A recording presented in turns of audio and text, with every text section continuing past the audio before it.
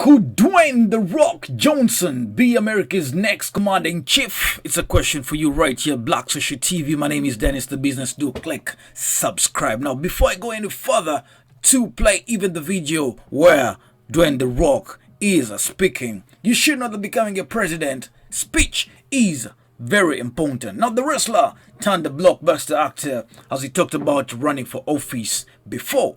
Now, that was back in 2018. He told that People magazine, I beg your pardon, that he will consider a run for the top job in future. And the future we're talking about is now. That is the year 2020. Now, the future, it seems, is quickly right here. And he had a campaign logline that was reading "Run the Rock 2020," and the campaign committee filed with the approaching, right, with the Federal Election Commission right there, making Dwayne "The Rock" Johnson an eligible candidate in the 2020 race. Now, it's yet to be seen if he would follow through on the run, but he's got good odds if he does. Now, he's already polling.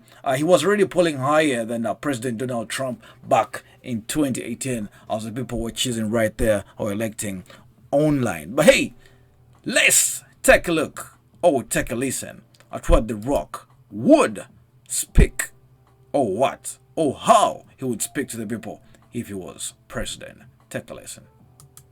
Back to work we go. Myself, as well as I know many of you here in the United States and certainly all around the world, are gearing back to go to work, trying to understand what the new norm looks like in our workplace. I'm sure, like myself, like many of you around the world, have been strategizing and contemplating with your families, with your work partners, with your friends, how you're going to get back to work. And what I do realize, as I myself have been having these very long, informative discussions with my partners on how we're going to go back to work, you realize a few things, a few tenets, if you will, that you got to make sure are in place as you go back to work, in terms of courage, in terms of being responsible, in terms of being positive, and certainly in terms of being, I think, strategically cautious, but yet optimistic about going back to work. And it's a tough thing. It is a tough decision. It was a very tough decision for me because, just like a lot of you guys, again, all around the world. So I empathize with you because I'm going through it. Because, like many of you, I have been quarantining and sequestered, basically, with my wife and my daughters, my mom even, who's very high risk. My mom, like a lot of elderly out there, she is high risk, cancer survivor. My mom had stage 3B lung cancer, had a lot of her lung removed. In that process, she has COPD. So she is, and this virus is a very intelligent one. It has one pathology and it's very determined to get to somebody's lungs. So we've locked down Mama Rock too as well. So I've been locked down in quarantine with my family. So this idea of going back to work and what that looks like, was a very tough decision for me because, when I go back to work, not only do a lot of people come back to work too, but it's the kind of environment where it's a hustle bustle. We get work done and we work our asses off kind of environment on these production sets that are generally massive.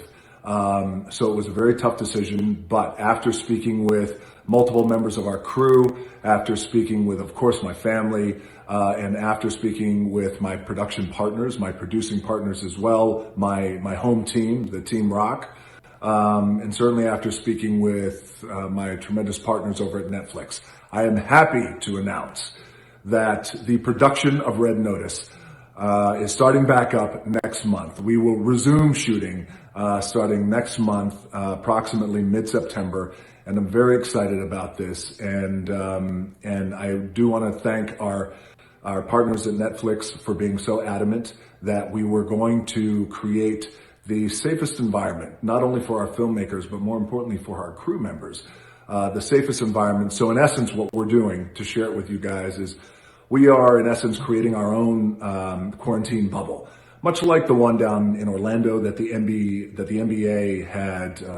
is still utilizing right now. So we've been keeping in close contact with the NBA and those folks down in Orlando. they've been great in terms of sharing with us what has been effective with their bubble, and we are able to implement that into our bubble. And some of the things that were challenging for them too as well. And now it informs us nicely. And that's the hard part and the tricky thing about this. Whether you're in production and you make productions of movies like I do, or sports like the NBA, or any job that you guys have all around the world, the tricky thing is this is all new. There's no real historical data and research facts and data that we can glean information from. There's no blueprint here. So everything, we're in a beta phase every step of the way. So it's been very challenging, but I am very confident in the bubble that we're going to create, the quarantining, the sequestering, the multiple layers of health and safety practices and new measures that we're going to be implementing for our bubble, and extremely aggressive, by the way, which you have to be. And that goes back to us being, as strategically cautious and as safe as you possibly can be. So I want to thank our partners at Netflix. You guys have been tremendous. I want to thank my producing partners. And of course, I want to thank our crew, our hard-working Red Notice crew. So from me to my crew out there. Oh, actually, before I get to that, I want to say to all you guys around the world who aren't with our production, but you're out there doing your thing. I know it's tough. I know it's challenging. Stay healthy, my friends, and stay vigilant. And we got to stay disciplined as we get back into the workforce. And we got to go by our instinct, go by our gut, and also go by the team of people that we put around us too as well. So I want to tell you guys around the world, good luck as you guys are heading back out there in the workplace. Many of you, by the way, have not stopped working. I'm well aware of that. And many of you are already back at work. So that said, stay healthy, my friends. Now, finally, back to the Red Notice crew, the hardest workers in the room. Mount up, because we are going back to work. I thank you guys, and I'll be seeing you soon. Right, Dwayne "The Rock" Johnson would actually give approximately 5 minutes and 21 seconds of a presidential speech. But hey, obviously, him as being the president, the time that we will have a little bit of more people to follow suit, and the likes of Shaq O'Neal. You should remember, though he's not yet officially in the running, he had ever announced that as the former NBA player, that he was planning to run for at least sheriff in the year 2020. Now, he didn't specify which state he would be running in. He was quoted saying, "This is not about politics." Now, he told that to a media station in Atlanta that this is about bringing people together and closer.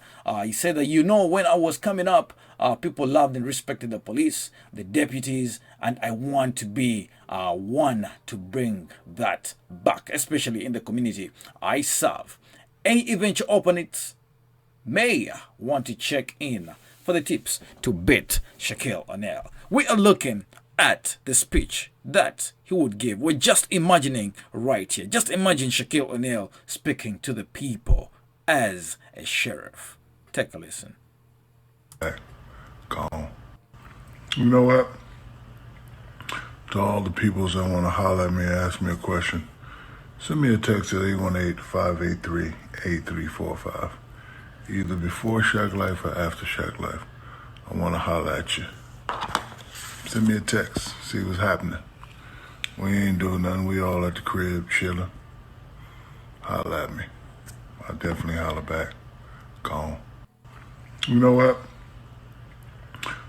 Right, there you go. Of course, Shaquille O'Neal will have a few words, but to take action, because he will be a sheriff. Now, it gets the Haitian man, Wycliffe Jean. You remember the song for our president right there. Now, his Asian experience. You should remember following the 2010 Haiti earthquake, Haitian native Jean Wycliffe decided he wanted to run for president of the country. Though he filed the paperwork for his candidacy, his bid was quickly thrashed down. He didn't meet Haiti's 5-year residency requirement for the job. So that means he had to live in Haiti for at least 5 years, and he hadn't done so, which means he knew less about Haiti. But hey, if there was another earthquake in Haiti, what do you expect Wycliffe Jean to do? if he was president. Take a listen. Like how sometimes y'all. What's up, your boy, the Carnival Man, back on Monday. Sorry for the late start. I'm setting up for a big concert I got coming up Friday. Y'all can watch it on Triller. It's gonna be crazy. But so today, I figured like I'll show y'all like how sometimes y'all might hear a big song but don't know how I wrote it. You know what I mean? So let's just catch a vibe. So say if I start something like this.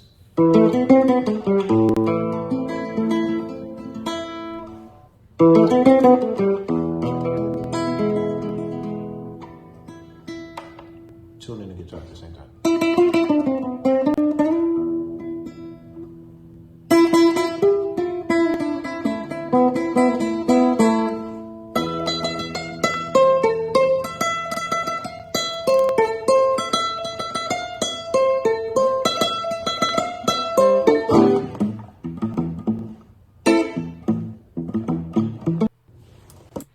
Right, that explains that Wycliffe Jean, the Asian man, is so musical for that top office. My name is Dennis the Business, but hey, we are still right here, Black Social TV. We cannot talk about presidency without talking about, obviously, Kanye West. Just imagine if Kanye West was in office. Get me your comments right in the comment section. Just imagine Kanye West is the president over the United States. Now, this is my thought. Kanye will take, of course, a spaceship. And when you greet Yeezy, though, there will be none of this good afternoon kind of thing of Mr. President kind of rubbish. And you also really get good at bowing down for him. He still looks like he wouldn't mind arriving late for the presidential meetings, and obviously no one would even say a word. With this attitude, Kanye West deserves a single story of himself, about 30 minutes, if Kanye West was president. My name is Dennis the Business, Black Social TV. Click subscribe, share this video with a friend. Thanks for watching.